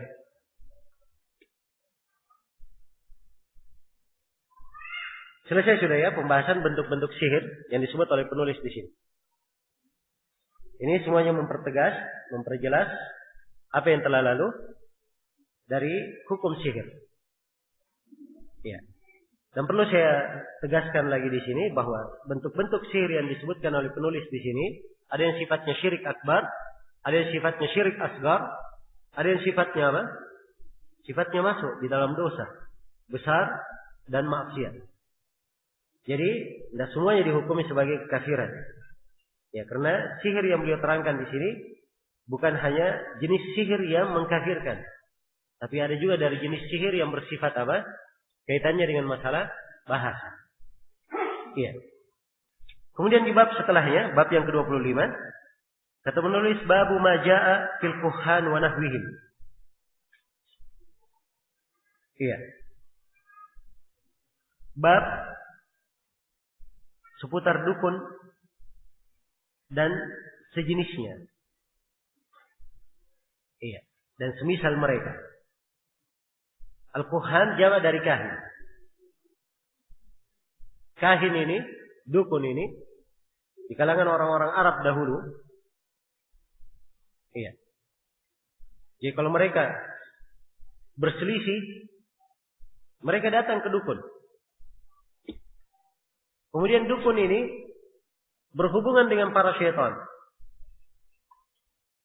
Mengabarkan berita dari langit. Ya. Dengan apa yang telah diuraikannya di pembahasan sebelumnya. Bagaimana kisah jin itu mencuri apa? Mencuri berita dari langit. Iya. Setelah jinnya mencuri berita dari langit sampai ke telinga dukun, maka si dukun pun mengabarkan berita dicampur dengan apa? 100 kedustaan. Iya. Kadang ada yang dia dengar dan kadang ada yang tidak dia dengar. Iya. Karena itu sering terjadi. Kadang benar. Oh jam 1. Tapi jam 1 apa yang terjadi? Dukunnya berkata mati, ternyata hidup. Yang terjadi. Tapi jam 1-nya benar. Misalnya. Jadi dicampur dengan banyak kedustaan. Ya. Dan telah disebutkan dalam hadis yang telah berlalu di bab sebelumnya, di beberapa bab sebelumnya, bagaimana syaitan itu yang mendengar, jin yang mendengar, kadang sebelum menyampaikan kalimat itu ke dukun sudah habis terbakar oleh apa? Oleh bintang yang dilemparkan kepada mereka. Ya, jadi kalau tidak ada berita dari syaitannya, maka dukunnya murni menyampaikan apa? Kedustaan. Dan ini subhanallah dari orang yang sangat merusak di tengah manusia. Para dukun ini. Karena itu diterangkan di sini oleh Syekh rahimahullah dalam pembahasan Kitab Tauhid, ya, bahwa para dukun yang mengaku tahu ilmu gaib ini adalah kekufuran. Dan mereka ini adalah orang-orang yang merupakan musuh ahli tauhid. Nah, kerusakan-kerusakan yang terjadi di belakang para dukun dan tukang sihir ini sangat banyak sekali. Iya. Merusak antara manusia. Sampai merusak hubungan antara apa? Suami dan istri. Merusak hubungan antara orang yang bersaudara. Iya. Dan saya ingat saya pernah diminta oleh kawan untuk memberi nasihat antara ayah dan pamannya. Sudah lama bertikai, bertengkar. Iya. Dan ternyata pertengkaran tersebut karena si paman itu, ya, dia tanya kepada dukun. Dan si dukun berkata yang melakukan itu adalah saudaranya. Maka terjadilah pertikaian antara dua orang bersaudara. Gara-gara apa? Orang ini bertanya kepada dukun, waliyallahu. Tidak ada sebab yang lain kecuali itu. Hanya dia percaya kepada dukun saja. Oh, itu dukunnya canggih itu. Banyak orang yang datang ke situ katanya. Iya. Nah, maka kerusakan mereka sangat banyak. Di sini oleh Syekh diterangkan, oleh penulis rahimahullahu taala diterangkan bagaimana hukum mendatangi dukun ini. Kata beliau, rawa Muslimun fi sahihi an ba'di azwajin Nabi sallallahu alaihi wasallam annahu qala man ata 'arrafan fasa'alahu an syai'in fasaddaqahu lam tuqbal lahu salatun 40 yawman. Muslim meriwayatkan dalam sahihnya dari salah seorang istri Nabi sallallahu alaihi wasallam bahwa beliau bersabda. Dan disebut ya siapa nama istri Nabi ini? Iya. Hanya saja sebagian ulama menyebutkan bahwa dari riwayat menerangkan bahwa dia adalah Hafsah radhiyallahu taala anha. Jadi sebagian istri Nabi ini menyebutkan dari Nabi bersabda, "Man ata arrafan," siapa yang mendatangi arraf. Iya. Arraf itu tukang ramal. Yang akan datangnya perbedaan kahin, arraf dan selainnya akan datang diuraikan oleh penulis. Man ata arrafan fasa'alahu an syai'in. Lalu dia tanya tentang sesuatu. Fasaddaqahu, lalu dia benarkan. Ini kalimat fasaddaqahu ini tidak ada di dalam sahih Muslim. Kalimat fasaddaqahu ini. Lalu dia membenarkannya. Sebab kalau dibenarkan itu akan datang hukumnya di riwayat setelahnya. Lam tuqbal lahu salatun 40 yawma. Tidak diterima salatnya selama 40 hari. Iya. Baik. Jadi hadis ini terdapat di dalamnya penjelasan tentang orang yang mendatangi dukun dan bertanya. Iya. Dia datang kepada dukun sekadar dia bertanya. Bertanya dan dia tidak membenarkan. Maka dia diterima apa? Salatnya 40 malam atau 40 hari. Ya, ini bertanya saja. Tidak membenarkan. Adapun kalau dia bertanya kepada dukun dan dia benarkan ucapan si dukun, itu hukumnya di riwayat berikutnya. Hukumnya di riwayat berikutnya. Di riwayat berikutnya kata penulis rahimahullah, wa Abi Hurairah radhiyallahu anhu, dari Abu Hurairah radhiyallahu anhu, Ani Nabi sallallahu alaihi wasallam annahu qala, dari Nabi sallallahu alaihi wasallam beliau berkata, man ata kahinan fa saddaqahu bima yaqul faqad kafara bima unzila ala Muhammad sallallahu alaihi wasallam. Rawahu Abu Dawud. Kata beliau, barang siapa yang mendatangi dukun lalu membenarkan ucapan dukun tersebut, sungguh dia telah kafir terhadap agama yang diturunkan pada Nabi Muhammad sallallahu alaihi wasallam. Dia hukum kafir ya, dia datang ke dukun dia percaya. Dianggap dia kafir terhadap agama Nabi Muhammad sallallahu alaihi wasallam. Iya. Kemudian kata beliau walil arba'a wal hakim wa qala sahihun ala syartihima 'an Nabi sallallahu alaihi wasallam. Diriwayatkan pula oleh Imam 4 dan Al-Hakim. Dan Al-Hakim berkata hadis ini sahih menurut syarat keduanya, itu syarat Bukhari dan Muslim, dari Abu Hurairah bahwa Nabi sallallahu alaihi wasallam bersabda, "Man ata arrafan atau kahinan," siapa yang mendatangi tukang ramal atau dukun, fasaddaqahu bima yaqul, lalu dia benarkan ucapan dukun atau tukang ramal tersebut, faqad kafara bima unzila ala Muhammadin sallallahu alaihi wasallam, maka sungguh dia telah kafir terhadap agama yang diturunkan kepada Nabi Muhammad. Wala yabi'ala bi sanadin jayyidin an Ibnu Mas'udin mithluhu mauqufan. Diriwayatkan pula oleh Abu Ya'la dari Ibnu Mas'ud secara mauquf dengan sanad yang jayyid. Jadi ini beberapa riwayat ya menjelaskan bahwa orang yang mendatangi dukun atau paranormal, kemudian dia tanya tentang sesuatu, dia benarkan ucapannya, maka hukumnya dia telah kafir terhadap apa yang diturunkan kepada Nabi Muhammad sallallahu alaihi wasallam. Jelas? Iya. Syekh Ibnu Utsaimin rahimahullah menjelaskan bahwa bertanya kepada dukun itu terbagi 4.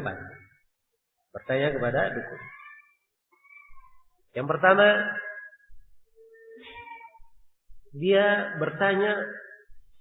dia sekadar bertanya saja. Iya. Ini hukumnya adalah apa? Hukumnya adalah haram. Dan ini termasuk dosa besar karena dikatakan tidak diterimanya berapa? Tidak diterima salatnya selama 40 malam. Ini sekadar bertanya saja. Iya. Yang kedua, keadaan yang kedua, dia bertanya dan membenarkannya. Dia tanya kepada dukun, siapa yang mencuri duit di rumahku? Oh, yang mencurinya adalah saudaramu. Oh iya, memang benar itu. Dan dia dari dulu hasad terhadap saya. Nah, ini dia benarkan namanya. Kalau dia benarkan, maka ini hukumnya apa? Hukumnya kekafiran. Itulah yang disebutkan di dalam riwayat yang kedua. Faqad kafara bima unzila ala Muhammad. Kemudian yang ketiga, kata Syekh, dia bertanya untuk menguji si dukun, benar atau dia jujur atau dusta. Iya. Nah,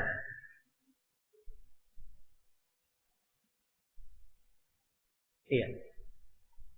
Kata Syekh, dalam hal yang seperti ini tidak apa-apa. Iya. Perbuatan ini tidak masuk di dalam yang diancam dalam hadis. Karena Nabi SAW pernah bertanya kepada Ibnu Sayyad. Ya. Dan Nabi menyembunyikan sesuatu. Kemudian Nabi tanya kepada Ibnu Sayyad, saya sudah menyembunyikan sesuatu terhadapmu. Maka Ibnu Sayyad berkata, engkau menyembunyikan duh. Ya, keliru jawabannya. Ya, maka Nabi pun berkata, ihsa, diamlah kamu. Falan ta'dua qadrak. Iya. Baik, maka di sini Nabi sallallahu alaihi wasallam menyembunyikan sesuatu untuk apa? Ya. Melihat orang ini jujur atau dusta. Nah, kemudian yang keempat, kata beliau, pertanyaan yang ditanyakan kepada dukun untuk menunjukkan ketidakmampuannya dan kedustaan dukun tersebut. Iya. Hal yang seperti ini adalah perkara, kata beliau, kata Syekh, adalah perkara yang dituntut. Dan kadang dia bersifat wajib. Ini tergantung kondisi dan keadaannya. Siapa yang bertanya, apa maksud pertanyaannya, dan seterusnya. Baik, jadi ini 4 keadaan disebut oleh Syekh rahimahullahu ta'ala. Jadi secara global bahwa bertanya kepada dukun itu bukan perkara yang kecil. Iya. Dan ini termasuk musibah yang sangat besar menimpa umat Islam di hari-hari ini. Ya. Apalagi di Indonesia ini. Suatu hal yang sangat masyhur sekali Indonesia. Ya. Dengan apa? Dengan dukun-dukun. Bukan sihir dan paranormalnya. Ya. Tiap kali ada masalah, larinya kemana? Ke dukun. Iya. Dan ini musibah yang sangat besar. Di dalam 2 hadis terdapat penegasan larangan mendatangi apa? Dukun dan paranormal dan semisal dengannya. Ya, di hadis yang pertama menjelaskan kalau dia sekadar bertanya itu adalah dosa besar, tidak diterima salatnya. 40 hari, 40 malam. Dan kalau dia bertanya sekaligus membenarkan, maka ini adalah bentuk dari kekufuran. Sebab dia mempercayai orang yang mengaku tahu ilmu gaib. Dan itu adalah kekafiran. Dan itu adalah kekafiran. Iya. Dan dua hadis ini terdapat di dalamnya kandungan bahwa seorang yang bertauhid itu wajib mendustakan para dukun. Nah, wajib mendustakan para dukun.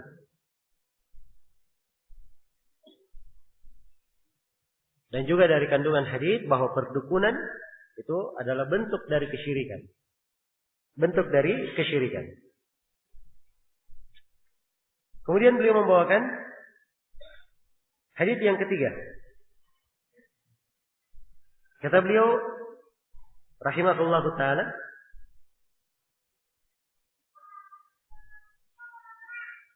kata beliau rahimahullah, wa Imran ibn Husain radhiyallahu anhu marfu'an.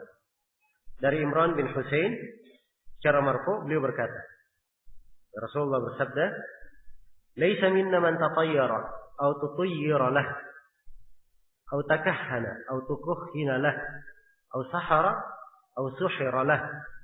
Wa man ata kahinan fasaddaqahu bima yaqul, faqad kafara bima unzila ala Muhammad."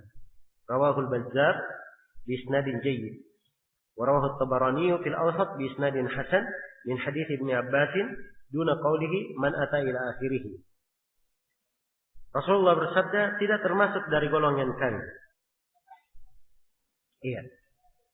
Laisa minna. Tidak masuk dari golongan kami.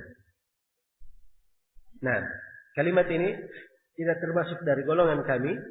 Ini mengandung dua kemungkinan. Mungkin keluar dari Islam dan mungkin tetap dia Muslim tapi keluar dari tuntunan. Jelas ya? Karena itu kalau ada kata yang disebutkan laisa minna, maka dilihat isi dari hadis itu bagaimana. Dilihat sesuai dengan keadaannya. Bukan dari kami man tatayyara atau tutayyira lah. Orang-orang yang melakukan tatayyur atau ditatayyur untuknya. Iya, ini akan datang ya pembahasan tentang tatayyur. Ya, akan datang. Jadi orang yang melakukan tatayyur itu bukan dari kami. Demikian pula orang yang minta dilakukan tatayyur untuknya. Itu juga bukan dari kami, umat Islam. Kemudian yang kedua, autakahhana autukuhhinalah. Bukan juga dari kami orang yang apa? Melakukan perdukunan. Atau dilakukan perdukunan untuknya. Iya. Dilakukan perdukunan untuknya.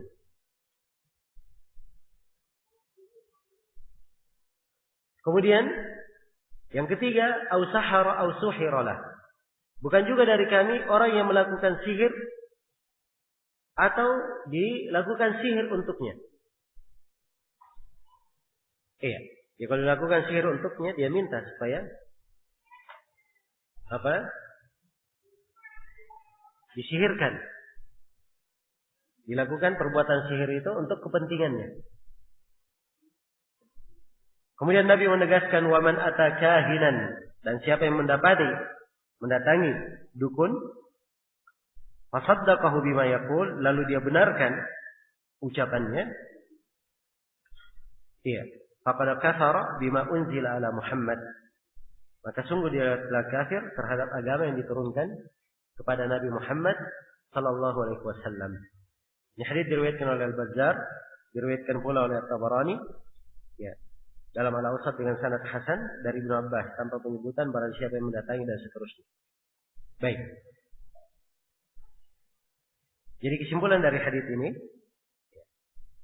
mirip dengan riwayat-riwayat sebelumnya. Menunjukkan larangan mendatangi dukun. Iya. Dan menunjukkan haramnya melakukan perdukunan. Dan pengharamannya itu karena perkara berkaitan dengan pengakuan terhadap yang gaib.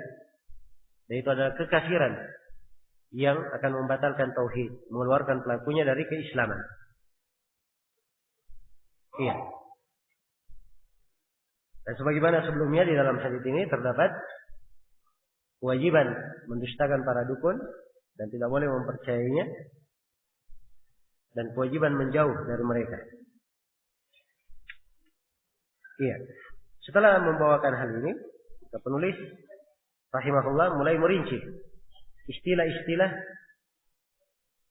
yang digunakan untuk nama-nama orang-orang yang melakukan perdukunan tersebut. Kata beliau, qala al-Baghawi, berkata Imam al-Baghawi. Ya. Al-Baghawi salah seorang dari imam terkenal rahimahullahu taala.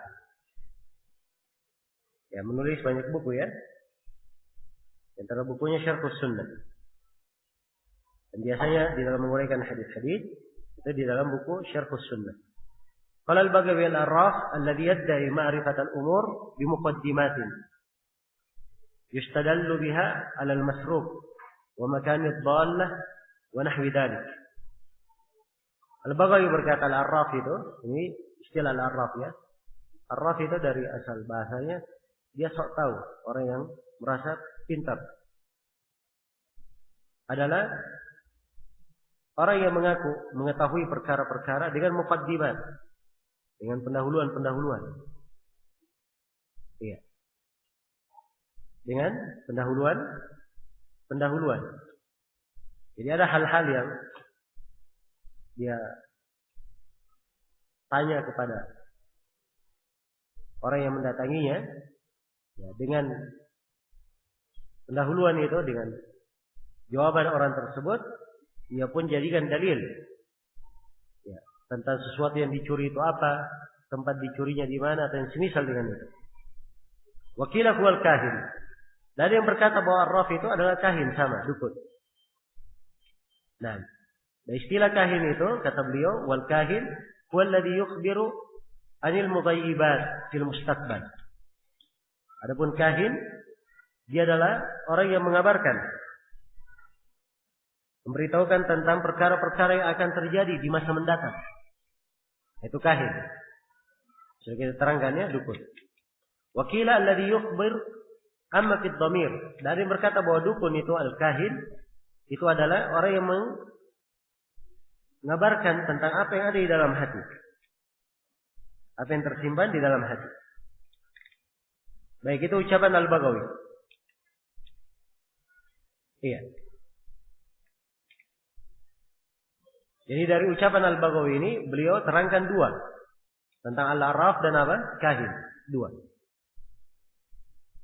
Arraf itu adalah orang yang mengetahui sesuatu yang dicuri atau tempat barang yang hilang. Itu dengan pendahuluan-pendahuluan.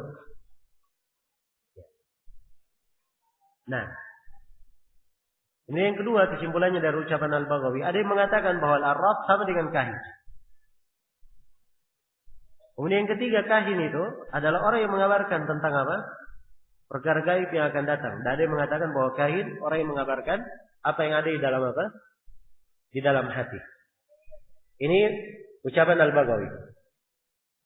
Qala Abu Abbas Ibnu Taimiyah, adapun Ibnu Taimiyah rahimahullah, beliau memberi definisi al-Arraf ismun lil kahin wal munajjim wal rammal wa nahwihim mimman yatakallamu fi ma'rifatil umur bi hadhihi turuq. Arraf itu lebih luas kalau menurut Ibnu Taimiyah. Jadi sebutan untuk tukang ramal, ya, dia disebutan untuk kahin, dukun, untuk munajjim. Ya, munajjim ini apa? Ya, ahli nujum. Dan untuk ramal. Ramal itu tadi ya, ramal itu dari rimal. Rimal itu pasir ya, pasir, padang pasir. Yang garis-garis, bikin garis. Itu bentuk dari perdukunan juga. Ramal. Wa nahwihim, dan yang semisal dengannya, mimman yatakallamu fi ma'rifatil umur bihadhihi turuq. Dan semisal dari mereka, dari orang-orang yang berbicara ya, di dalam mengetahui, merasa tahu perkara-perkara dengan cara-cara tersebut. Iya, dengan cara-cara tersebut. Kemudian kata beliau,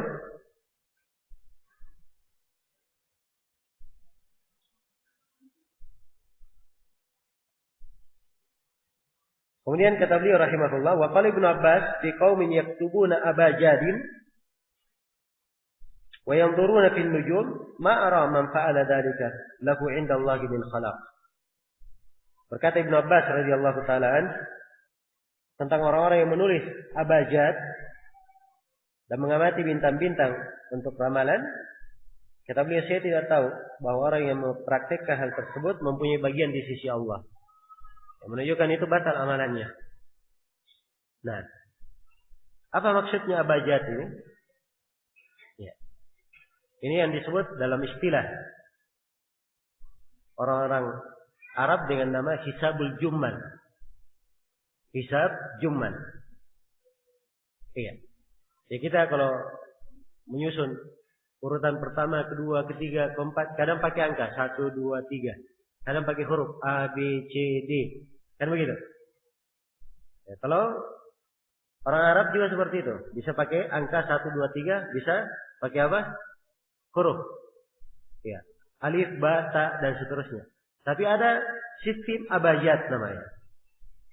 Ya. Itu dengan kode tersendiri. Abjad, hawaz, khutti, kalimun, ya.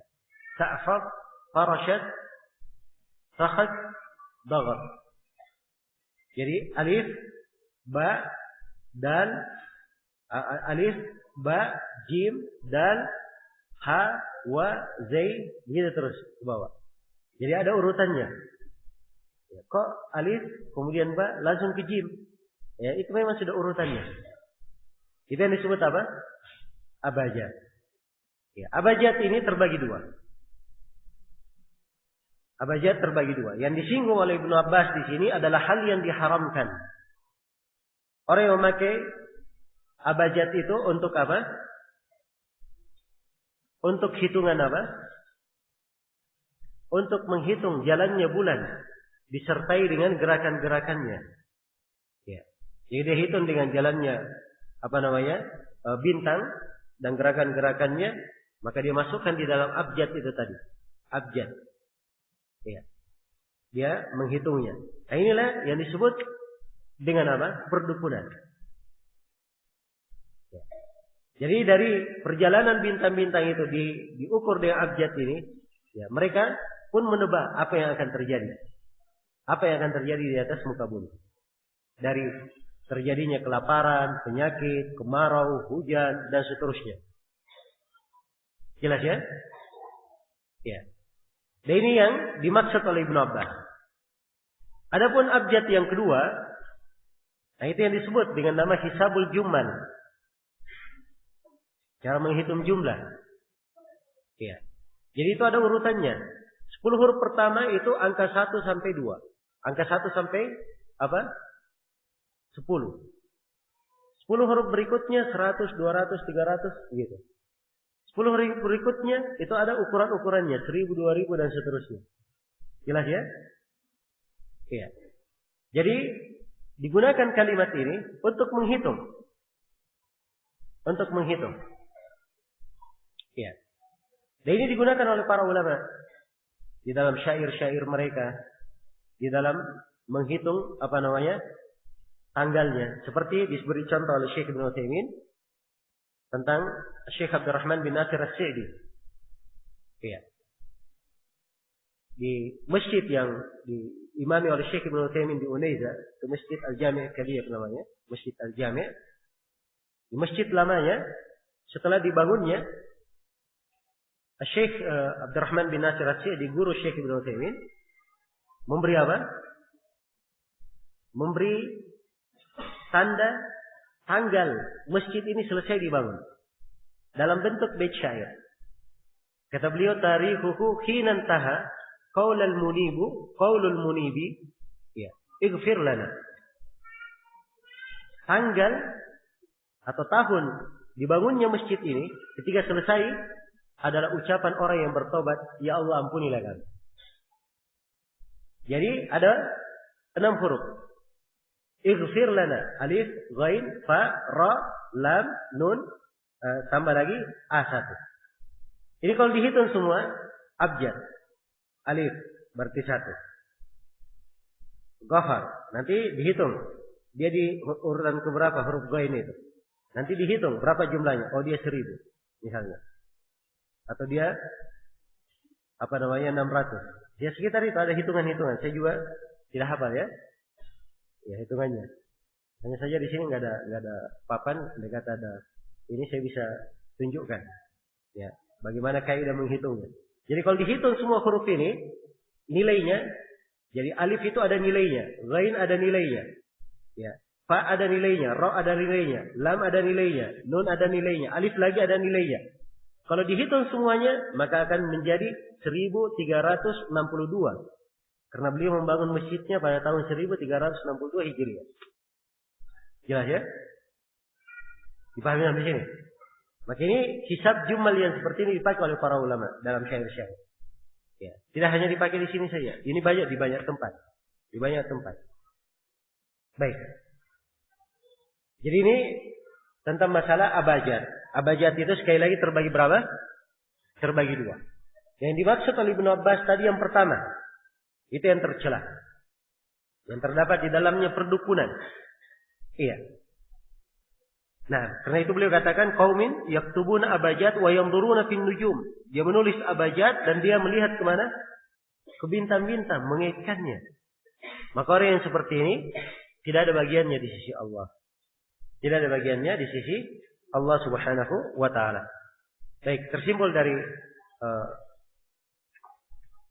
kandungan bab-bab ini penjelasan tentang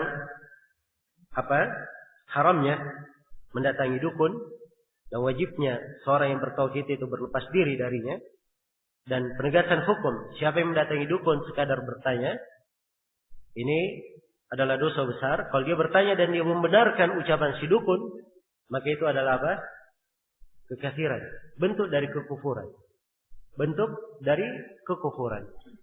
Ya, karena itu hendaknya setiap muslim dan muslimah bertakwa kepada Allah dalam hal ini, dan hendaknya perkara sihir ini banyak disebut dan banyak diingatkan.